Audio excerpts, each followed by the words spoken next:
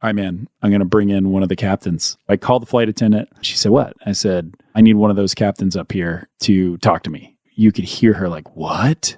Everything's cool. I just need to talk to one of the captains. Pick one. And she said, which one do I pick? And I said, pick the oldest one. Pick the oldest captain. I cannot figure out how to fix this. Most pilots don't understand what career opportunities are available in the world of aviation. They're making career decisions based on advice from friends or posts on internet forums, meaning they are taking huge risks with their livelihood without having all the details. This podcast was created to help you understand the aviation industry so you can find your dream job. Let's get ready for Pushback. Here's your host and my dad, Nick Fialka. Hey, pilot, don't forget, on March 8th at 8 p.m. Eastern Time, I will be doing a live webinar with the Director of Hiring at United Airlines. You know him, Justin Ritter. We will be answering all of your questions live, so don't forget to sign up. All of the details are in the show notes, and the hyperlink is there. Sign up, log in, and ask your question to Justin Ritter. I'll see you March 8th, 8 p.m. Eastern Time. Hey, pilots, what's up? It's Nick. Welcome to another solo show, another edition of Ready for Pushback. You found me, you came back. I appreciate you listening to the show, to the thousands of people every day that listen to the show, man. You guys are the best. Thank you, thank you, thank you for just continuing to support the show and to give all the kind words and keep connecting on LinkedIn and the socials and everything. I love it, and it's awesome. This is going to be a fun show, but before I get into it, can you do me a favor? If you haven't already, can you write me a review for the podcast? If you're listening on Apple Podcasts, just click the Ready for Pushback, hyperlink. Is that what that thing is? Yeah, click the Ready for Pushback hyperlink, scroll down to the reviews, click See All, and then you can click Write a Review, and that would be so helpful. If you're on Spotify, you'll just see the stars, and you just click a star. Whatever you think is great. I would appreciate that, and encourage other people to listen to the show. I have two goals for this year, and one is to double the listenership, and one is to triple the amount of reviews that we have on our podcast platforms. To me, just shows that people are getting a lot out of it. And so those are my goals. So if you guys can help me out, I'd really appreciate it. Today, I'm going to talk to you about a crazy story that just happened to me yesterday. And here's what I did. I flew from JFK to San Martin. If you don't know what San Martin is, you should look it up. I'll have some links in the show notes to some cool pictures of San Martin. But if you've ever seen the pictures and videos of like people standing on the beach, like in their like swimsuits, and a plane flies directly over their head and lands at an airport like feet from the beach, that's San Martin. It is considered one of the most dangerous runways to land in the world, apparently. I looked that up, and that's kind of crazy.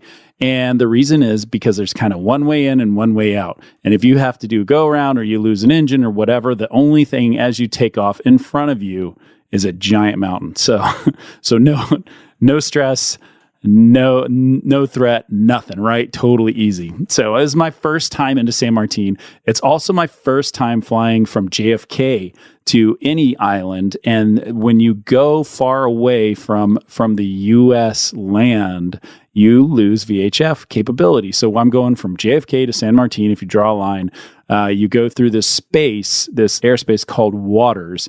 And it's WATR and then like a lowercase s. It's an acronym. I really can't remember what it stands for, and it's really not important. What is important is that you do not have VHF capability to talk to a controller. So you have to use HF or SATCOM or CPDLC, which is kind of texting back and forth on the FMS. Just so you know, my plane did not have CPDLC, nor did it have SATCOM. The only way I communicate was HF. And so before you take off, you have to do an HF check to test it, to make sure it's going to work. Cool, good to go. When I looked in the book, there was an MEL. An MEL is like a maintenance action where somebody had the number one HF had not been working. And it had been a couple times and a repeat gripe, and maintenance had signed it off a couple times. Hey, could not duplicate, test good on the ground, blah, blah, blah. And so I saw that and I noted, and I talked to my FO about it. I'm like, hey man, look, we only need one HF radio to get going, but it looks like we may just have one when we get out there. So, both HFs test good on the ground. We climb up, we get out there, and we're getting ready to enter the water's airspace, and we get our 2 frequencies from ATC. They give us a primary, they give us a secondary. I put primary in radio 1, I put secondary in radio 2, and we test the HF number 1, and guess what? It doesn't work. HF radio is not working. It's not transmitting. You can receive slightly on it, but it's definitely not transmitting. And then we try on radio 2. We get a good check on there, but it's a little staticky. And so we are just, we're just kind of doing our thing. As we were flying around, we're like, all right, we got a good connection to this one controller on the HF frequency. So the reason you have it is because every, 15 minutes or so, you make a position report. You pass a compulsory reporting point. You tell them where you are. You tell them what the time is. You tell them what the next point is, what time you're crossing that, what the final point is, your altitude and your fuel on board. And they appreciate it. And you just do that on every compulsory reporting point. It's pretty simple, pretty basic. But as we got further along, it started getting more and more staticky, and it was harder and harder to hear the controller. And then we got to switch to a new frequency. And dude, when we switched to that new frequency, that was it. Like, we could not get ATC back. The end. Like, that radio was too weak to give us information.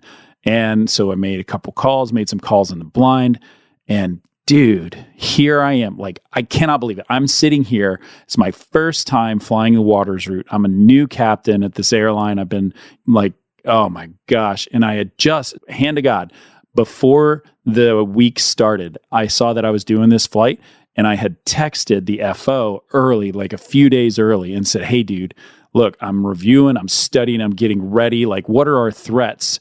And he's like, he kind of threw a couple things out there. And I said, look, the HF seems like the biggest threat. And he's like, man, don't worry, HF is a breeze. It's not going to be a problem. And I said, sweet. And we had, Andrew was right. He was awesome, and he was all over it. And it was amazing because, when we got to that point where everything stopped working, and he looked at me, he's like, dude, we just talked about the fact that this was going to be so easy.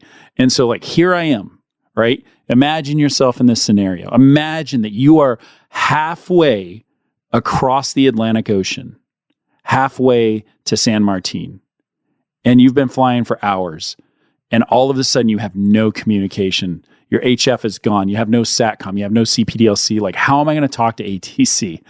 And I'm like, damn, God. What a last flight. That's what I thought in my head. I was like, I just wrecked all this. And so we talked. We troubleshot everything we could. We got out all the books, kind of went through things from start to finish, checked all of the circuit breakers, all the things I could think about, all the switches, make sure everything's turned up all the way, or, man, it was so much troubleshooting. And it felt, it's one of those things where time slows down, and you start getting, just thinking what am I missing? What am I not getting? And so one of the big things that they always tell you, and I'll tell you this is important.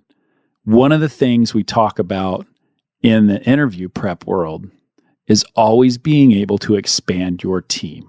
You might get in a pick with a question that you've never heard before, and it might be really difficult, and you've got to figure out how to expand your team.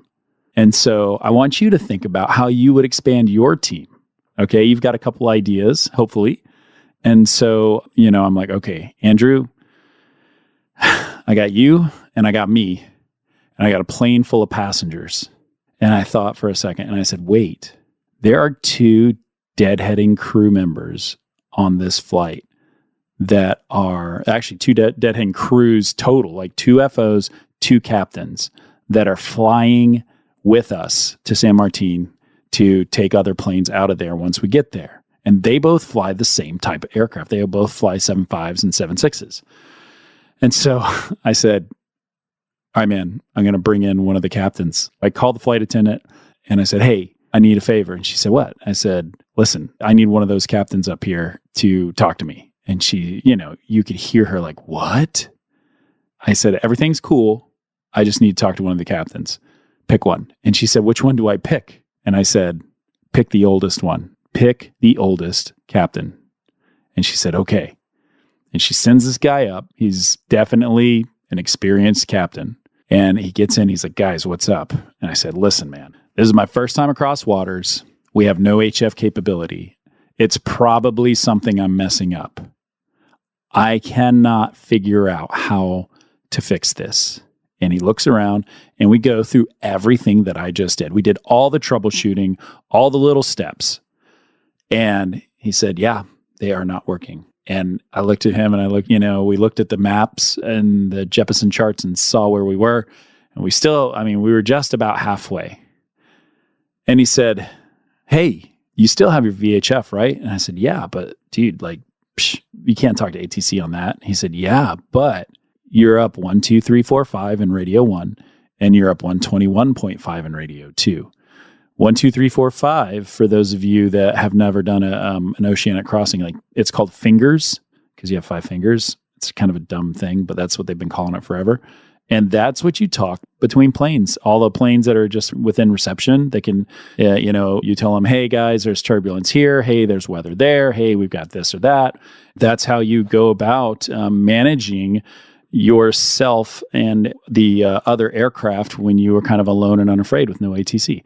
And he said, why don't you call on fingers and see if somebody can transmit your position to ATC?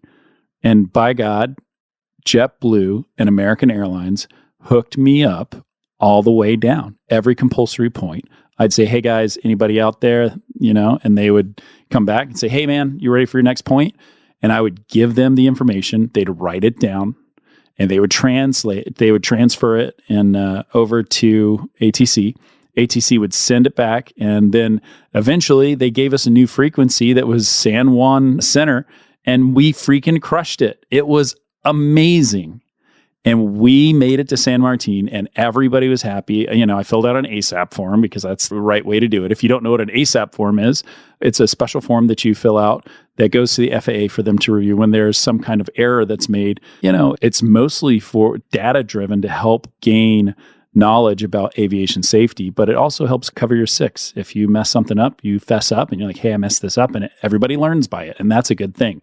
And I cannot tell you how thankful I am that captain had the idea to talk on fingers to do that. It sounds like a simple thing, but I was so caught up. I was so just scope locked on these HF radios and the fact that I don't have any of the things that I need to have. And I never once thought, but I expanded my team. And that was the thing. That was the thing that made this so much I was close to 7,600, y'all.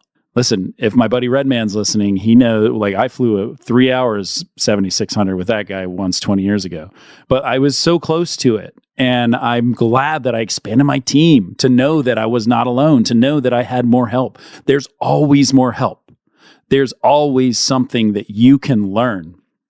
And so that's crew resource management, CRM. If you don't know what that is, I'm going to do a whole nother show about what CRM is. But crew resource management, threat and error management, all those things, they all come together in this dance to know that you are an imperfect human. You are not expected to be perfect. And as much stress as you put on yourself to be a pilot, to do all the things right, to make sure you taxi the right direction every single time, to make sure that you're clear and concise on the radios, to make sure you sound like a stone cold killer on those radios, even in an emergency, because that's what you want. That's what you're driven to, is to be a professional in all things. But at some point, you're going to be like me and you're not going to be perfect. And at some point, you're going to be put in this corner. And at some point, you are going to be asked to do something that you don't know how to do. And you need to expand your team. You are going to be in an interview and they're going to ask you they're going to put you in a situational question where there's a captain that's low-key racist or doesn't like women, or he's drunk, or he's whatever. They're going to put it at a weird thing and they're going to put it in your lap and they're going to say, what would you do? And you're going to have to go down this really bumbly road and expand your team. If you're working with my guys at Spitfire, then you already know this.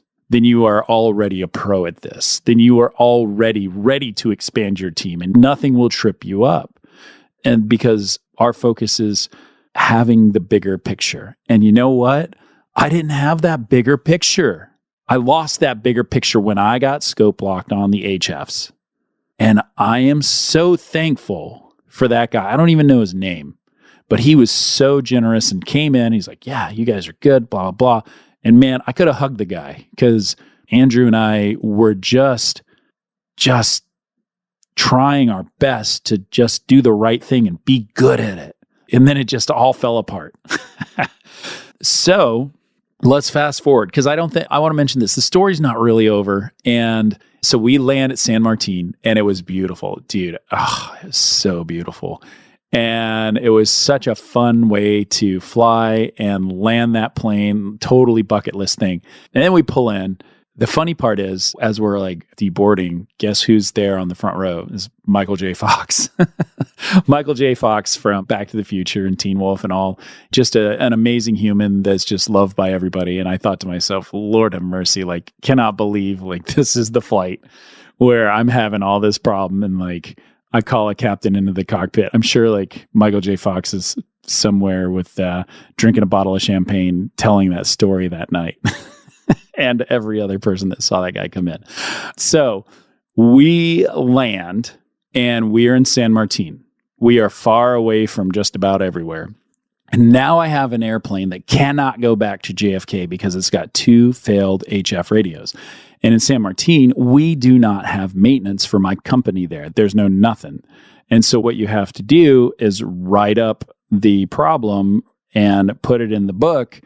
And then they fly it somewhere else, they get it back to a maintenance base and they get it fixed. Well, that's all well and good, except for the fact that I didn't have the ability the ACARS wasn't working, the little text messaging thing that lets you talk to your dispatcher. That's different than CPDLC. Just don't get me started. Apologies for all the acronyms.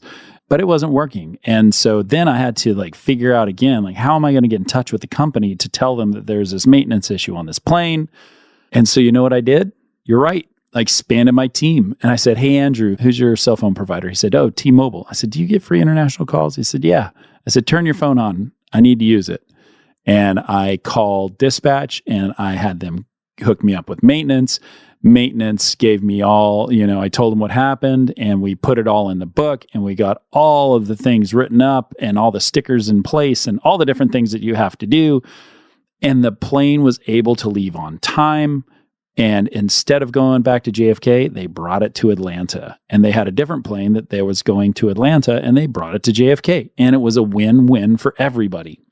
And so like, it was just this total calamity. And they say like after you upgrade, that's when things really start going wrong. And man, let me tell you, if you are going down the professional pilot path and you think that it's just going to be like simple, easy stuff because you're flying some kind of modern plane right now, at some point the shoe is going to drop and you're just going to have to be ready. And you don't know what that's going to be. And you have to stay calm and you have to stay cool. Listen, if I was too proud, I thought about that when I called in the captain into the front. Like, how often have you seen that happen? Probably never, right? And I really had to humble myself and not be too proud and also know that like I've gotten as far as I can go. There's nowhere else I can go. There's nothing else I can do. And so somebody else has to step up now. And I think that's part of being a leader. And I want you to think about that because all of us are taught to be aggressive and to be the best and to be in charge and to stand up front and to be tall and put your shoulders back and all those things. But at some point, we have to humble ourselves. And that was a big thing. And I tell you what, it may not be the last time I ever bring somebody in because if I have more people that have experience that I can tap into, that is going to be awesome. So that's my story. That is my story about my last flight, about what to do when there's nothing left to do. And I hope that you can take that and use that for your journey. At some point, you'll be able to expand your team and make it all happen. So that's that, guys. I'm appreciative of you. I'm appreciative of you. I'm thankful that you listen. And also, a quick note, if you don't listen to the ad at the end of the show, the new podcast discount code for Spitfire is the letter R, the number 4, and the letter P. I had to change it because every year, apparently, this computer system that I use does not allow me to continue the same discount code, which is, yeah, it is what it is. So R4P for 2024. That's it. R4P. You guys are the best. Thank you for listening. Please give a review if you got a second. You guys are the best. We'll see you next week. Hey, before you jump out of here and go on to the next podcast, can I ask a big favor? Would you mind going over to your app that you're listening to this podcast on and give me a review? Give me a 5-star review if you love it. Give me a 1-star review if it totally sucks. Put a comment in there, something that is helpful. It helps me. It helps get the word out there. It helps people find the podcast, and that's super cool. If you don't do that, maybe you could just share the podcast with a friend. Tell a buddy who's trying to figure it out, trying to sort out this pilot dream of theirs and get a little bit further. That is super awesome as well. Last, if you don't do either of those two things, how about this? Find a way today to make yourself 1% better. Do that thing that you've been putting off. Put your foot forward, make movement, get yourself going, get that inertia that you need to succeed in this industry. So that's your choice. Leave a review, tell a friend, or make yourself better. Either way, it's all a good choice. And I'm super stoked you're listening, and I will see you on the next episode. The statements made on this show are my own opinions and do not reflect, nor are they under any direction from my employer.